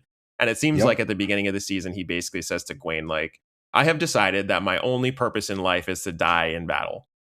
Yep, you know, pretty and much. It's basically a suicide mission. Killing everybody else around him, putting their lives in danger. Exactly. All of the people who are following him, right? Yep. All for his kind of like narcissistic quest for like a glorious death or whatever. Yeah, exactly. And he didn't get it. And I think that his like relatively unceremonious death at the beginning of an episode, and then like nobody talks about it for the rest of this season, which I found very funny. It was an interesting thing where I understood that the intent and the point was to make it anticlimactic, but I was also like, did this work for people? Like, I was wondering if people liked the fact that it was anticlimactic, if they were kind of like, why did we even see that? You know? Yeah, I feel like it was there wasn't like a lot of buildup to it. I think it was supposed to be like one of those old school Game of Thrones, like, whoa, shocking death. Or not even like it. I don't even think it was supposed to be like shocking, right? Because it, like I said, it's supposed to be like anticlimactic or kind of just like this didn't mean anything. Yeah, it was trying to emphasize the meaninglessness of Kristen Cole's like crusade, suicide crusade. And I'm just like, I don't know if it worked though. I think it worked in terms of what it was intending to do, but I don't know that it was like great television. Yeah, I don't think it was great television. It was whatever. Let's move on to Gwaine, who you mentioned. He was paired up with Chris Cole at the very beginning, but then towards the middle of the season, he was reunited with his nephew Darren and his cousin Ormond, I believe is the relationships there. Okay. What did you think of this Hightower focused storyline at Tumbleton this season? Ormond, one of the, I would say the biggest new character on the show this season. Yeah, definitely. I don't know. I kind of felt like this also was a little bit of something that we could have spent like less time on. I found Ormond to be an interesting, a character that had an interesting setup and like some interesting like idiosyncrasies that I think ultimately didn't pay off. Like the whole thing about him being very sensitive to smells and being sensitive to like bodily fluids and like blood and that kind of stuff was like an interesting setup, but like we didn't really see that kind of payoff anywhere in the show. Yeah. And so that was weird. I also did not like his relationship with Daemon. Obviously, he was like using this like teenager, but he was also very creepy with him. Like, and also like I don't like back rubs. He was giving him a lot of back rubs. That's very strange to me. Well, I think like I don't like that. I think you're intended to think that Ormond is kind of a shit bag. Like he sucks. And like this is something where going back to Kristen Cole, I feel like we hated Kristen Cole in like season 1 and season 2. And then he kind of came in season 3 and is just, I mean, he's doing bad stuff, but like you see him right up next to Ormond, who is this like, where we talked about mustache twirling villains last week. Truly a mustache twirling villain, like a big bad. And like the actor portraying him, what's his name? James Norton, is like hamming it up in every scene, having the time of his life playing the shittiest person you've ever met in your life, you know? Yeah. And I think that like, it's really fun to have like a big villain on a Game of Thrones show again, right? Like a Ramsay Bolton or like a, what's the big Lannister guy? Tywin Lannister, right? Tywin Lannister, yeah. You have these characters that are just like openly villains, and I think like House of the Dragon has enjoyed playing in the gray area a lot, with Kristen Cole maybe being the most openly villainous character. But like having Ormond like added a piece that made it feel a lot like old school Game of Thrones, like in the way that I mentioned earlier. So I really like James Norton's performance, and I liked Ormond as a character, and I kind of liked that he died before I got sick of him, because I think with like Ramsay Bolton, I had like a certain point in Game of Thrones where I was like, this motherfucker just has, like, I don't want to see more people flayed. Like, Right. it feels like a little bit gratuitous after a certain point. Like, I don't need to see any more of this guy. He should just die. So I appreciated that he came. He was really like big in every way that you want a big villain to be. And then he died, actually, my biggest gripe, I guess, which is more of a gripe with the Battle of Tumbleton episode, but like the way that he died felt a little bit like laugh track to me. Like we're supposed to be laughing at the fact that he got stabbed up the ass and then burnt. Like it was just a little bit cheesy, in a show that otherwise feels pretty like it's taking itself kind of seriously. It felt very Marvel to me. Yeah, like a what's it, like a fan service moment. And then he's like, "That's a proper fucking from the north." Yeah, I was like, okay. It was a little bit hammy. Yeah. I really, really liked Gwaine and Darren. Yes, me too. Gwaine and Darren's relationship, and like them positioning themselves as like this alternative center of power for the High Towers, potentially moving forward, I think is like really interesting. It is interesting. In a show where like increasingly we're not rooting for Rhaenyra anymore, I think it presents this like new set of characters that we can root for. Like I found myself rooting for Darren and Gwaine at the end more than Rhaenyra by far. I was like, I hope they get out of there. Fly on Dragonback. Yeah, Tessarion. Climb on Tessarion and get the hell out of there. And Gwaine even tried to sue for peace, with Corlys. Yeah, with Corlys, yeah. So like clearly there's something going on there. And now that Ormond is dead, there's this power vacuum, and it makes me, well, I know what happens, but like you have to wonder if Darren survived the battle, which we don't see him at the end. So it's unclear if him and or Tessarion survives. But you got to think like, I wonder if Gwaine is going to try to make something happen in that power vacuum, because we still have Ulf riding around just like burning stuff willy-nilly. Who's he aligned with anymore? That I did not like. Talk to me about Ulf, Geoff. I know that this is a character I wouldn't say despise, but you at least rose some red flags about him in season 2. And I think that a lot of those flags have come to fruition here in season 3. Yeah. Ulf, I think we knew was an unreliable character. He was only motivated by power and riches. And I think it was very clear from the beginning of the season that Ulf was going to serve himself first and foremost. That said, what he did during the Battle of Tumbleton was like completely reckless and is not going to get him what he wants. He basically like turned cloaked for both sides that he was playing and burned them, and then killed like a bunch of totally innocent people within the town, just going around like dragon striking the entire place. And that amount of chaos and like needless death is not going to get him any riches or land or women or free-flowing alcohol. So I just don't understand why he did that. Well, I don't think he's I personally found it in character for his character. I think he's just dumb. Like, I don't think he's the smartest guy. And his motivation to turn against Rhaenyra and in the first place is because Daemon disrespected him. Well, right. And so did Ormond. At the end. And I think that this is where Ormond smacking him in the street. Exactly. It's funny because like Ormond is like, I know how Daemon treats you, and like you won't be treated like that by me and by the High Towers. And then immediately, like next day, cut to, Ormond bitch slapping him in the street. So I do think that this is where Ormond's smell thing comes back, because we have this very Tywin Lannister-esque moment where Ulf has fallen asleep on the toilet and probably doesn't smell very good in that privy. And that adds to Ormond's like response to, Ulf basically abandoning his post, because he's supposed to swoop in on Dragonback and destroy the Tully and Stark forces, So the fact that he didn't, accompanied with that smell, I think is supposed to be the payoff to Ormond's whole weird smell thing. But I also just think, like, not to harp on this, but like Ormond's introduction as a character happens, I think, in episode 3 when Daemon goes to meet him. And the first thing that Ormond does is takes the smell from his little like potpourri thing, right? And it's such an effective visual storytelling thing to be like, oh, this guy fucking sucks. Yeah.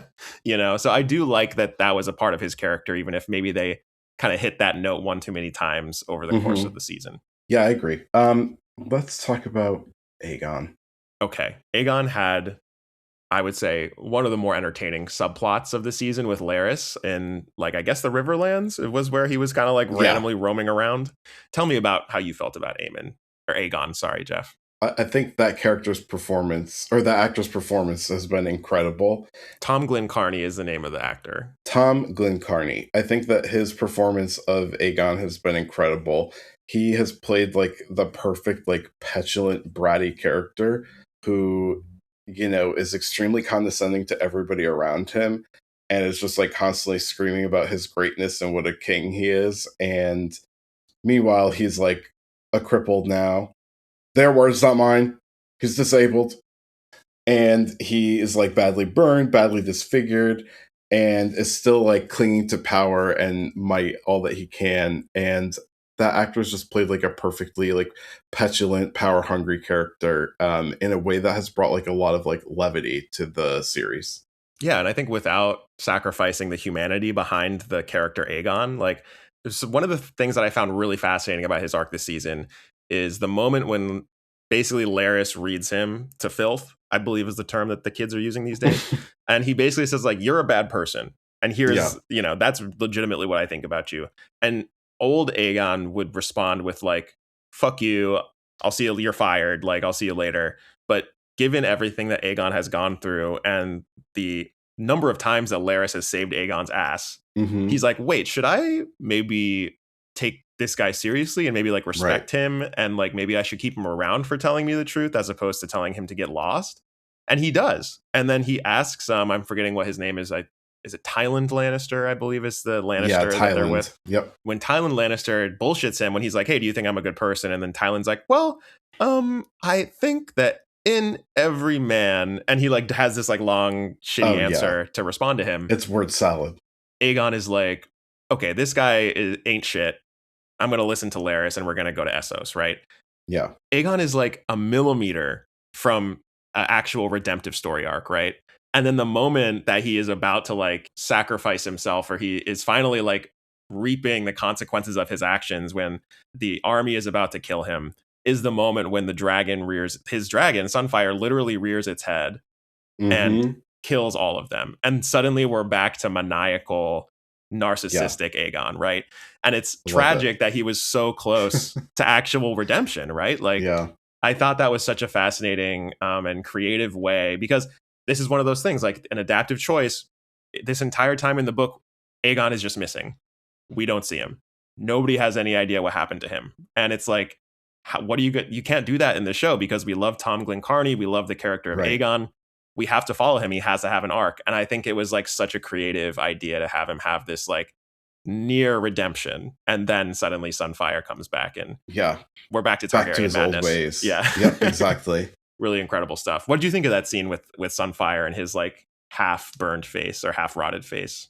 It reminded me of that fateful season of Game of Thrones when the zombie dragon we're talking about. Yeah, Viserion. Was it Viserion? That sounds right. Yeah. When zombie Viserion came back and the Night King was riding him, I was like, looking at something with like a half-burned face is crazy. It was also giving like that Two-Face from the Batman.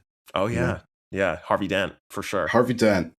Remember when Harvey Dent didn't realize that the nurse was the Joker the whole time? That's so crazy to me. Iconic. His reaction, like, oh my God. From just removing like the lower face mask. Crazy. I did really love that scene. It was like kind of fun watching like Tom Glencarny's like absolute elation at realizing that his power was back, because his dragon like basically resurrected itself when it felt his rider in need. Speaking of which, as a non-book reader, I'm not sure how spoiled you've been if you like read the wikis or whatever, but like, I know what's happened up to here, and I know like Rhaenyra's ultimate fate, and that's all that I know. Okay. Was it a surprise to you when Sunfire came back? No, because they had focused so much on Sunfire and mentioned a few times, like in the book, like how it was strange that his body was like not rotting as Maylee's body was. Mm-hmm. And Tom Glencairn, and Aegon was like, "Oh, he's alive. I know he's alive." And he like took one of his scales with him.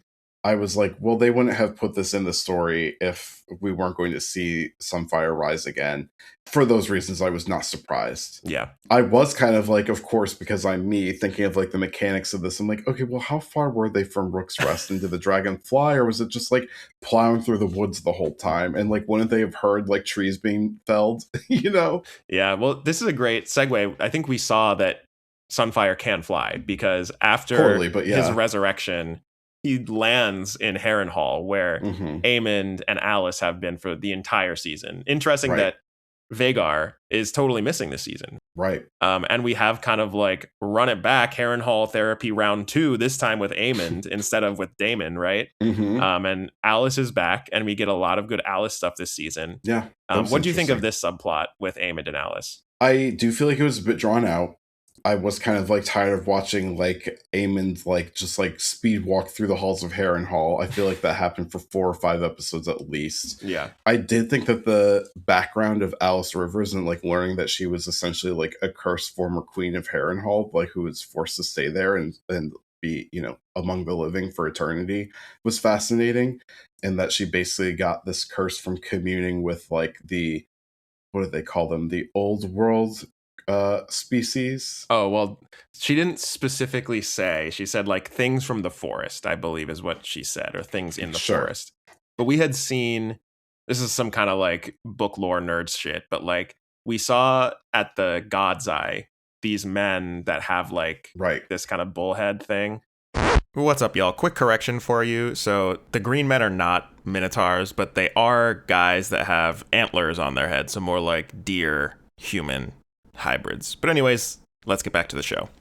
And there's a lot of theorizing in the fan community that this is the green men, which is this like mysterious species that we have never seen on screen until House of the Dragon. So lots of speculation that she made some kind of deal either with the old gods or with the green men, or possibly even with the children of the forest, who we did see in the original Game of Thrones show. Yeah.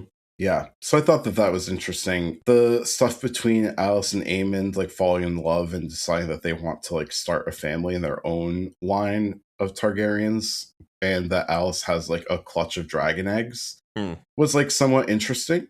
But, you know, I don't think we needed like 4 or 5 episodes for this to occur. Yeah. What did you think of it?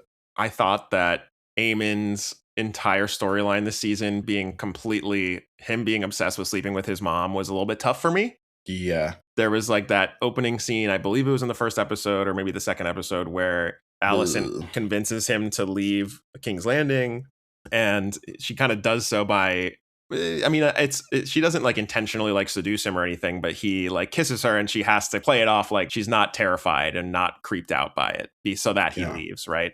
That was gross. There was also a lot of the stuff with Alice being kind of swapped in his mind, either by like the weirwood bed or because she drugged him or whatever. But like he was mistaking Alice for Alicent, you know, very similar names also, which is unfortunate. Very funny that he thinks he's literally having sex with his mom. And then when it flashes to, oh, I'm having sex with this person I'm not related to, he goes, oh my God. I'm having sex with a normal woman? Oh my God. Yeah, cute Ormond Hightower vomiting. Tough for him. And then it's only after Alice tells him, like, I'm actually an immortal mom. He's like, okay, I guess I'm into you now. Like, really weird. Yeah. Really weird stuff from Aemond this season. Don't like that. So the Aemond character, I'm not sure that there's a lot there, although there was that interesting conversation between Aegon and Aemond at the end of this season where it seems like Aemond has kind of successfully undergone Harrenhal therapy, and he's like, I'm not proud anymore, you know, and it's more a decision of whether he wants to like help his brother fight for the throne or whether he wants to stay at Harrenhal with Alicent. I think it does leave the possibility open for some interesting stuff in the next season. But I thought that Gail Rankin, who was the actor that portrays Alice, like that one scene that she had where she explained Alice's backstory was like some incredible acting Very good work. Yeah. Echoing something that you said earlier, like I think that this might be, I think it's certainly House of the Dragon's strongest acting outing that they've ever had. I think that we'll probably see some Emmy nominations from this season. Oh, yeah. I hope that Emma in particular gets a Best Actress nomination. Yeah. I think that we have a couple of supporting options, like for Ormond and also potentially even for Gail Rankin. Yeah, the acting this season was pretty consistently great. I agree. What about Massaria? Massaria. Unceremoniously kicked out after she ate Rhaenyra's box.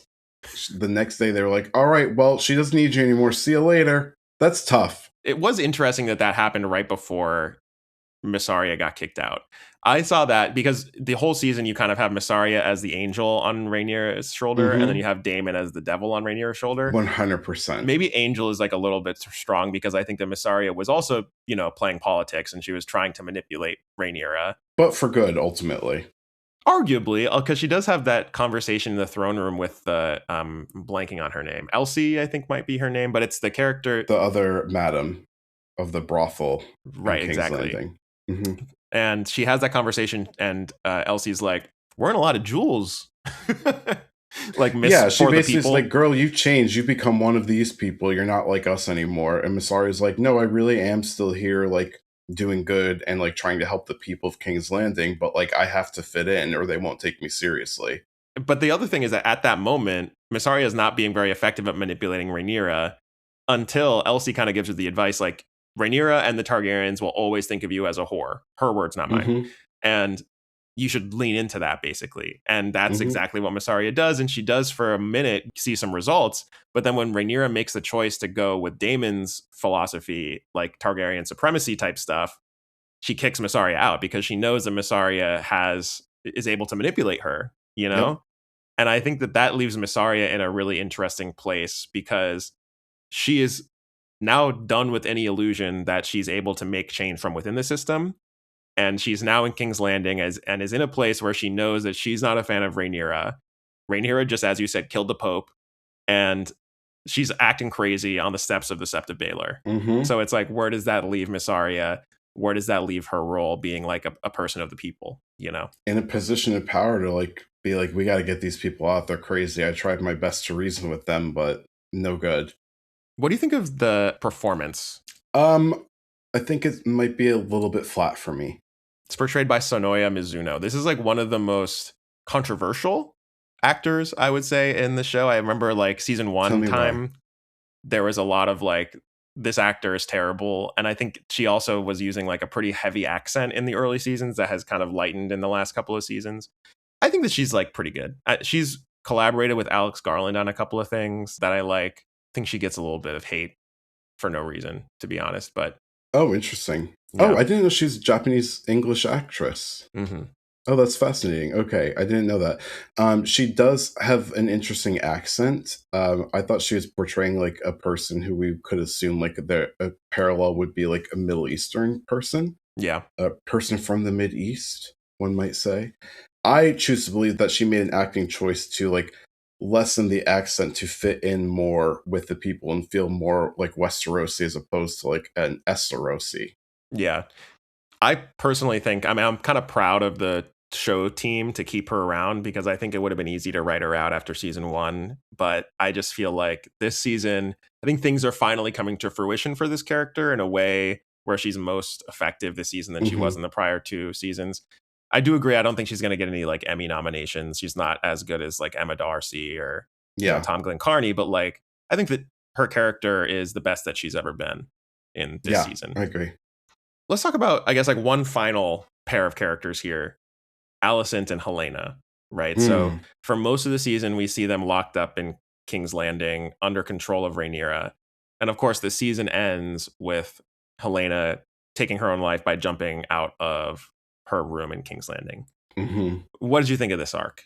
Well, I think we could all see this coming because there has been like imagery of her like staring at the balcony or the window for a long time. I think for like 2 seasons now. And I think in season 2, we saw her like in a dragon dream where she was like, she visited like Daemon while he was in Harrenhal. And basically in that short conversation they have in this like dream like fugue state, like talking about that none of them are going to survive the dance of the dragons. And we saw like a flash of Helena window, I believe it was, or she said something about she needs to stand near the window. I forget. But I think it was like pretty clear that she was going to take her own life at some point. And like even Allison saying like, you know, her being, you have to let her outside. She needs to be in nature. Her being inside is like not good for her mental health, essentially. You know, pleading with Rhaenyra to like allow her to get outside of the palace. You know, I think it was sad. She was a character I really enjoyed watching. I think that her acting was also very good. Loved her crafting. I think very talented crafter. The tapestry. Yeah. And I also like would like to see that tapestry in full. Like I want to see all the work that's done on it, you know? It bothered me we never get a good shot of it. There's a pretty extensive shot of it in the behind the episode, or I think it's like kind of a companion documentary series called The House That Dragon Built. Mm-hmm. I believe there's a very good shot of the entire tapestry in the latest episode of that. It was not the entire thing, but there was a good portion of it shown. Because I did watch it because I was like hopeful that they'd have like a still that I could screen grab and then analyze. Yeah, maybe not the entire thing, but I'm sure they also are wary of spoilers. They don't want to do anything that's going to be too spoilery. Right. Yeah, I also thought that the tragedy of Helena's death was very well executed this season.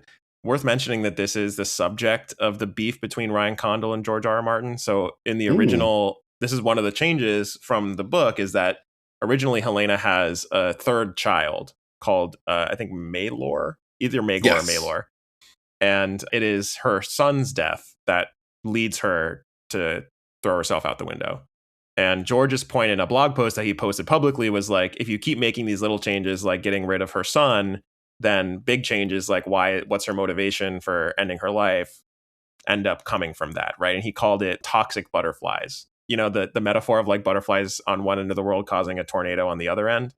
He was like, these are toxic butterflies that they're introducing to the story that are going to come to fruition in later seasons. And like, I have mixed feelings about that. I remember saying at the time, we talked a little bit about this beef on the pod, like at the time when this was all happening. And I was always like, I feel like the writers there's plenty of reasons for Helena to want to end her life. And I think that the show did a great job of explaining those. And also like nodding to George's original canon by making sure that Helena did get pregnant during this period, or was pregnant during this period at least. It really worked for me. And I think that even the show was doing a little bit of lampshading by making this like butterfly motif being associated with Helena for the entire season, right? Because we see Allison after Helena dies noticing a bunch of butterflies around her, like in the field. Yeah. That was sad. There's also a butterfly, I believe, around Helena's body after she has died. So like, hard not to think that that's a meta commentary on the George R.R. Martin blog post there. I also really liked Rhaenyra's conversation with Helena just before her death, where Rhaenyra, she learns that Helena's a dreamer and can see the future. Yeah. And she goes to basically be like, so am I going to like win the battle? And Helena's like, well, let me tell you about my dreams. There was a horse. And like, of course, you know, Rhaenyra is very impatient, doesn't want to hear about all the symbolism. Right. And like dragon dreams are not as simple as just telling you what's going to happen in the future. Exactly. It has to be interpreted, and often they are interpreted incorrectly, as we've seen in like original Game of Thrones, as we've seen in The Night of the Seven Kingdoms, as we've seen here in House of the Dragon. So basically, Rhaenyra is frustrated with her. And when Helena wants to talk about something that she's interested in, bugs, Rhaenyra is like very, very dismissive, transparently playing along. And that's when Helena reads her and is like, everything that you like is ugly and you're ugly. And I think that was like really such a tour de force acting moment for Helena, because she's such a passive character in a lot of ways. And that in a lot of ways was what kind of broke Rhaenyra, because Rhaenyra was like, I'm not getting in anywhere with moderation. Like, fuck Helena, fuck all these people. I'm going to put on my eye makeup and get out there and chainmail, you know? Yep. And then that mindset where she's kind of solidified in her own righteousness is what leads her to not look at the tapestry. Like, she looks at the tapestry, sees an image of herself, and is like, it doesn't look like anything to me. You know, she's literally ignoring anything that does not align with her worldview. You know what I mean? Yeah. I think like the role of prophecy in House of the Dragon might be the most interesting it's ever been in any of the Westeros properties, because it is what Rhaenyra uses as her motivation and her reasoning for taking this fascist-like power, right? This approach towards governing, which is just like my way because I am the right person to have the rule of the kingdom, right? Yep, it's what the gods want, yeah. And it's this like, it's a delusion to think that it's hubris, I guess, to think that you are the only person that can execute this, right? Yes, exactly. In a series where like prophecy is very complicated and like the actual prophecy that she's talking about does not come to pass, we know in Game of Thrones, because it's Arya who kills the Night King. And it's actually still very gray area who is the prince who was promised. Like, we actually don't have an answer to that. And that was like a big criticism of the original Game of Thrones. And right. I don't even want to open up that can of worms, but like, let's not. I think that it is more interesting in this show being like a nugget of information that you are interpreting in a wrong way, right? Because like, no matter how you interpret the ending of Game of Thrones, neither Rhaenyra nor Daemon is the prince who was promised. Right. The Night King isn't even around, you know? And I think there's a lot of parallels you can draw to like real world politics, thinking that like there is a righteous cause that only you are the right person to lead, you know? It's a dangerous idea. It sure is. And it comes back to bite you every time.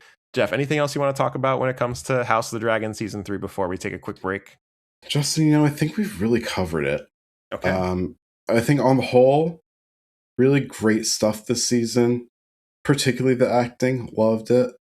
I'm excited for the 4th and I believe final season, although it's not coming out until 2028, Justin. You know how mad that makes me. I'm not happy about it. What else are you guys doing? Get your ass in the studio, get on the back lots, get over to Wales, go to Croatia, other places you film, and get to it. This is one of our core disagreements. I'm just like, take as long as you need, you know? I don't think that they're like lazing about, you know? And also, we get A Night of the Seven Kingdoms next year. We're going to get one season of those a year. I don't care about that. I want to finish House of the Dragon, and I want to finish strong. They need all the time they can get, so I'm saying let's start now. I think they are starting now. I think that's what I'm saying. Well, okay, fine. Well, we'll see you for House of the Dragon season 4, I'm sure, and we'll certainly see you for the next Westeros show, Night of the Seven Kingdoms season 2, early next year. Can't wait for that. We'll see. What about, are they doing any more of those spin-offs or any more of them happening? Well, we talked about on the pod, there is a film coming out about Aegon's conquest. I think that's that's the only confirmed one. Yeah. I still want to see that one that was like Blood Moon or whatever with Naomi Watts. That had to have been hot garbage, right? I gotta see it though. You got Naomi Watts in there and you still axed it. I think that's a terrible show. Damn. That is tough. Tough but fair. And Geoff, with that, let's take a quick break and we'll come right back with our What's Goods. All right.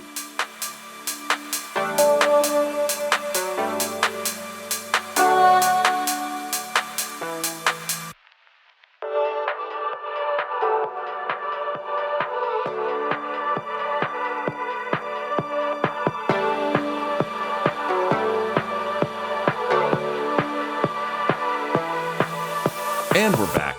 Justin, we're so back. And we had such an interesting conversation today. We talked about She's the Best, Troye Sivan. We talked about Nicole Kidman. We talked about Lisa Kudrow, Mira Sorvino. We discussed Tangled. We discussed X-Men and Marvel. X-Men. You love to say X-Men. It that way for some reason. X-Men.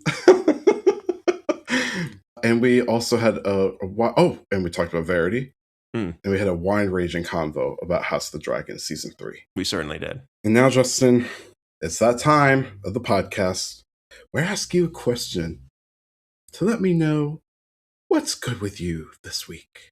Well, Geoff, I wore a shirt to commemorate this epic episode that we've done that incorporates both our main topic and my What's Good. Phoebe Bridgers. So Justin is showing his t-shirt that says Phoebe Bridgers, and underneath has a photo of Daemon Targaryen. That's exactly right. And I do think it's a wonderful t-shirt. And if you're interested in purchasing, I'll put a link in the show notes. I do need to ask where you got this from. It was like an Instagram ad, honestly. I saw it. And this is before the new Phoebe Bridgers album even came out, but I saw it and I was like, that's funny. So I bought it. It's pretty good. So anyways, speaking of Phoebe Bridgers, my What's Good this week is Lost Weekend, which is the new Phoebe Bridgers album, which just dropped on Friday. Fresh, certified fresh. Very fresh. Friends and fam will know that I have not always been a Farb. Not that I like don't like her music, but like I haven't really like locked in on her previous 2 albums, right? So like this is her 3rd album. It's her first since 2020's Punisher, which was I would say like her big critical breakout in the scene where I think she became like a mainstream figure. Breaking guitars. for whatever reason, I feel like I just kind of blacked out most of 2020. And for whatever reason, I just like did not connect with that album. I've tried listening to it again and it hasn't hit for me. Not that it's bad, just did not click with me in particular. So, new Music Friday, I'm getting into my car to commute to work and I'm like, I'll give this like new Phoebe Bridgers album a shot. Let's see how this is. And it was really just blew me away on first listen. As soon as I got to work, I texted Brandy. I was like, new Phoebe Bridgers album is an absolute knockout. Like, this is going to be nominated for Album of the Year at the Grammys. Like, this is the level of album that we are talking about. I have not really felt like this on first listen to an album in a long time.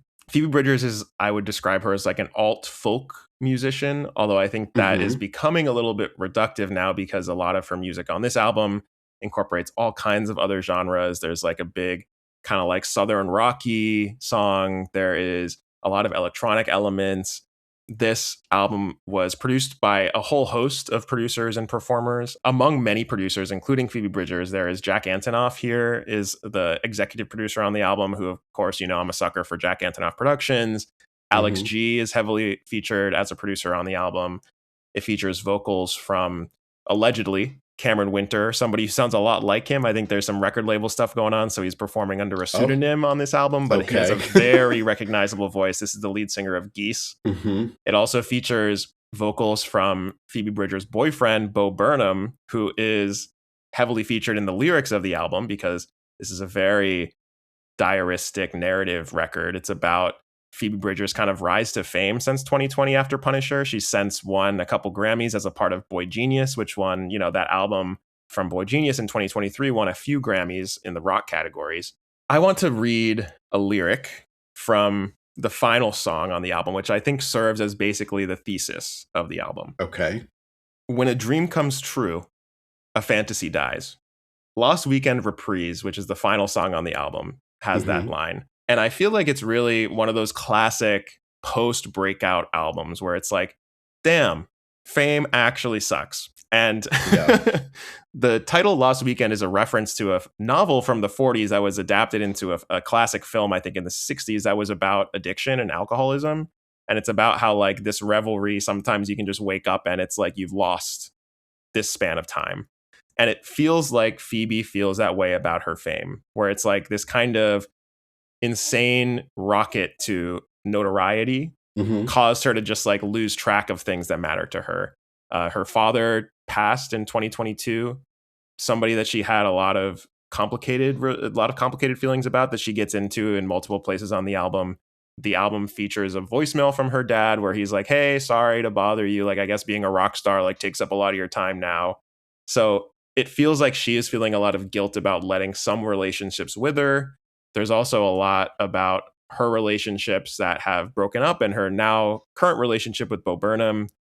It's really just like incredibly affecting sonically, really, really diverse sounds on this album. No song sounds like the next.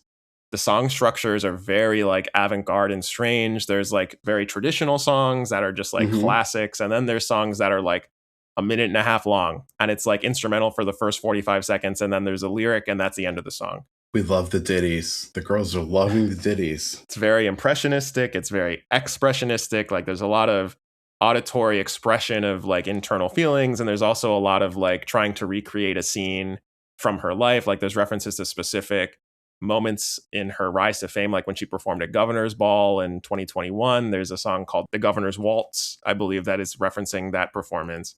So it's just really like a tour de force. And Phoebe Bridgers is like quickly up top on my list of like just like generational artists. I think that this one is gonna have a long tail. I think that this is gonna be like a big Grammy contender, especially considering that Boy Genius did so well at the Grammys in 2024. So really quick, because I've already talked a lot about the album, I highly recommend it if you haven't already listened to it. But the two songs that I want to add to our playlist, our What's Good playlist, are from the center of the record. The first one is called Bobby, and this one is about Bo Burnham. You know, Bobby is her nickname for him, clearly, if you listen to the lyrics. And this is like a straightforward, very like Sheryl Crow-y, like country tinged rock epic. And it's a love song. I said in the group chat when I told everybody, all of our friends, about the album and how much I love it. I was like, this album had me crying on the car ride to work in the morning.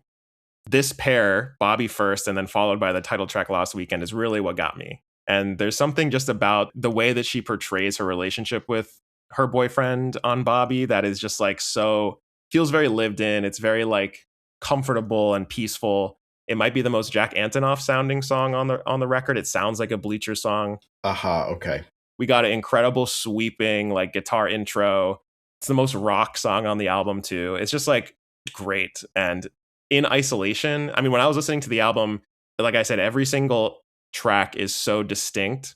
And I heard this one and I was like, oh, we're doing like Goo Goo Dolls Iris. Like this sounds like one of those era of songs. Like it's really sweeping and romantic and understated in its romance, you know, in a way that doesn't feel romantic in the sense of like elevated. It feels very like a lived romantic life with someone. Okay. And it's very sweet. So I love that song. And then it's immediately followed by the title track Lost Weekend, which is an absolute fucking bomb in terms of like how emotionally dark it is, because this is the, like I mentioned, the reference of the novel from the 40s about Lost Weekend.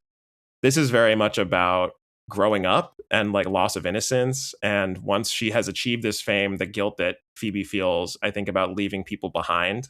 And it's very slow and almost like has like an almost organ sounding synth behind it for the first part. And then it explodes into this like really beautiful electronic instrumental piece in the like last 30 seconds or 45 seconds. So those two songs, which to me are like the centerpiece of the album, Bobby and Lost Weekend, are the two that I am going to put on the What's Good playlist. But you should really listen to the whole album because it's like, I think this is going to be on the top of a lot of album of the year lists this year. Now, did you watch the music video that she put out? Which one? There's two. There is Lost Boys and there is... Lost Boys is the one I'm thinking of. I can't wait. Yeah, I've seen both. Yeah. Lost Boys. What did you think of that? Directed by Lance Oppenheim, who, of course, is also directing Prime Time, which stars Phoebe Bridgers. Right. And Skylar Gisondo, who also features on the Lost Boys music video. It's all connected. So this was probably filmed like on the side as they were filming Prime Time, which I think is cool. Fascinating. And it also relates to Lance Oppenheim's documentary Ren Fair, which is about people who go to a Ren Fair and dress up as like knights, right? And in this Lost Boys music video, Phoebe Bridgers is dressed up as like an elf, basically Galadriel from Lord of the Rings. And she has this like troop of knights that are following her. Sometimes I get obsessed with something and I'm just like in my head constantly picking apart like what the symbolism of all this must be. I think this is like very much a literalization of the manic pixie dream girl and like how Phoebe Bridgers feels like she kind of attracts these men around her because they see her as like an escape and they're acting like these knights, you know what I mean? Yeah, I was wondering what you thought about that. I liked that music video a lot. The song was fine too. Yeah. I didn't really like listen to it deeply. I just watched the video once and was like, oh, I like this. Yeah, and of course like Lost Boys references Peter Pan, so like a Peter Pan complex, and I think a lot of this album has to do with like growing up and loss of innocence and all those kind of themes. So it tracks with the album as well. Lovely. Yeah. Well, it sounds like it's a varied listen. It is. And, you know, as we've discussed, I think my bias towards albums that I really love are ones that surprise you and love a concept, are very diverse in their styles and in their sounds. So like this one is really, really hitting for me. So yeah, definitely recommend it. But I've talked a lot about Lost Weekend. So Geoff, I would love to hear what's been good with you this week. Well, Justin, I'd love to tell you what's good with me this week. I have been watching all kinds of podcasts. I like to put on the YouTube at night after a long day at work and just watch a podcast. I think that's fun. It's relaxing for me. And I wanted to re-listen to an episode. I wanted to watch an episode that I had listened to previously of The Bald and the Beautiful, which I know I've talked about on the pod before. And there was an episode with Maria Bamford, who is a comedian that my dad and I are both actually big fans of. And she filled in while Katya was like having a surgery. It was Trixie's co-host for the episode, and she is so funny. People would recognize Maria Bamford if they don't know her name. They would recognize her voice. She's done a ton of voice acting work and all kinds of cartoons because she has a very high-pitched like voice that sounds a little bit like this. She's done a ton of that kind of stuff. And she also had a huge Target campaign way back in like the late aughts, I want to say. maybe early 20 teens, where she played like this very elevated and excitable like Target shopper who was just like always talking about what great deals they have. She was like Target's spokesperson basically for like I think like 2 years or so. So became very rich from doing that too. Can't even imagine how much money Flo from Progressive has, you know? Pretty wild stuff. Yeah. But she is a stand-up comedian and an actor, and she kind of, after the Target thing ended, she had a bit of an emotional breakdown, and she went to a psychiatric unit in recovery for like 6 months for bipolar disorder, which she was diagnosed with during that time. She thought she just had exhaustion, and it turns out she actually had been masking for many years bipolar disorder. She created a show called Lady Dynamite that only ran for 2 seasons. It's a very like kind of surrealist comedy series, half-hour comedy. It's on Netflix. I believe it was Netflix original. It's sort of an autobiographical sitcom about her life. So the premise of the show is that she is playing herself, Maria Bamford, and she moves back to Los Angeles after spending, I think it is in the show also, 6 months away, a psychiatric rehab program to treat her bipolar. And now that her Target, in the show, the store is called Checklist, not Target.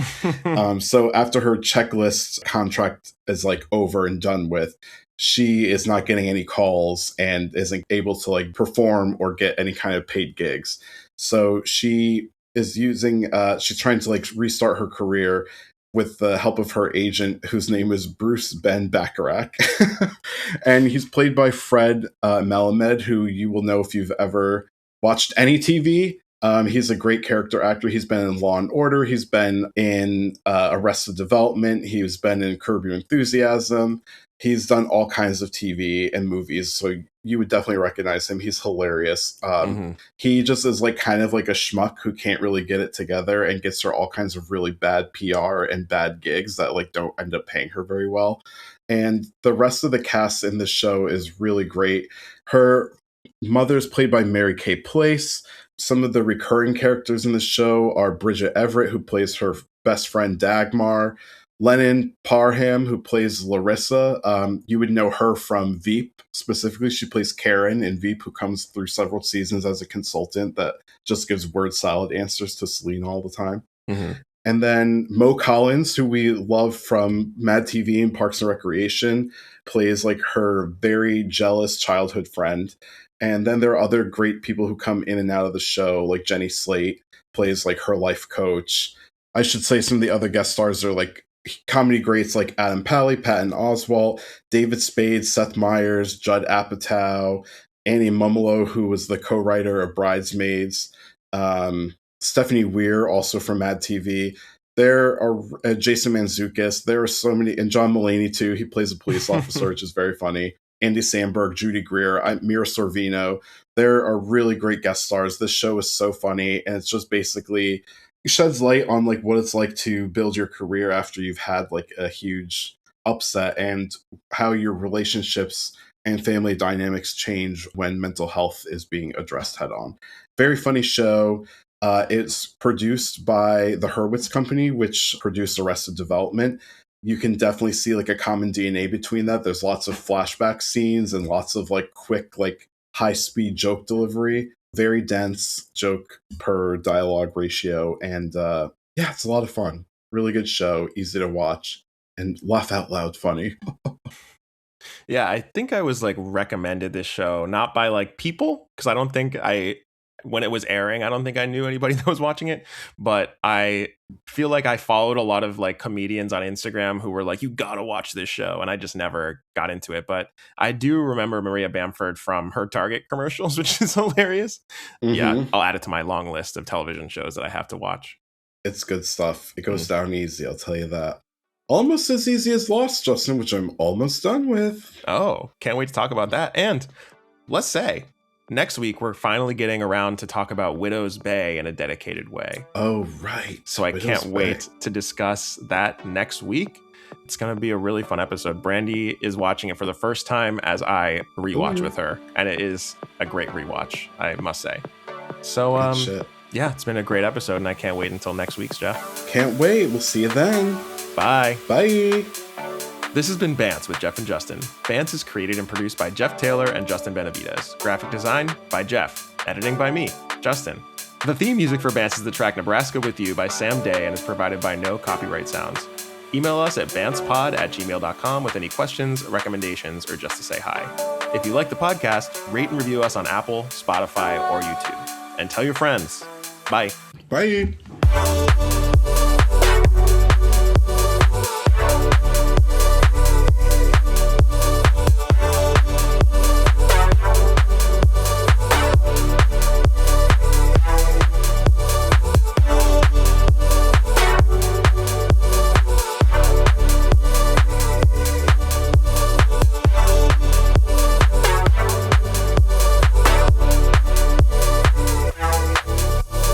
Sorry, I'm just going to swallow this and then I'm good. No, it's all good. Take your time. Take your time.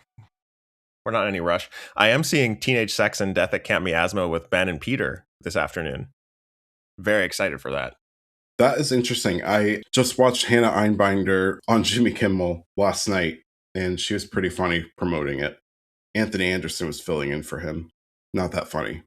My crush on Hannah Einbinder is deepening day by day. Yeah, she's pretty great. Yeah. She is dreamy. Listen, another reason for Brandy to go redhead. Ooh. Brandy, turn the wig around, make her feel like it's someone else. We were just talking about this yesterday because she hasn't gotten her hair colored in a long time. So like you can kind of see there's like a swath of her hair now that's like the natural color. And it looks, it's very like strawberry blonde, like you've always said. And it's funny how it looks different from her roots because as soon as it gets exposed to the sun, it gets like turns a little bit red and then it gets much lighter. And I was like, you can just grow it out and like, keep the natural color. So she's deciding what to do with the color at the moment. I will text her. I don't mind the natural color. Okay, you ready to Justin, get into? That's great. Let's make sure that's in the pod. I don't mind my wife's natural hair color. Well, I don't want to pressure her to. Well, she was the one who was saying, I miss my lighter hair. And I was like, well, I like both. Justin said, you have permission to change your hair, Brandy. Not... I'm determined to cancel you, actually. Really trying to get me canceled. Okay.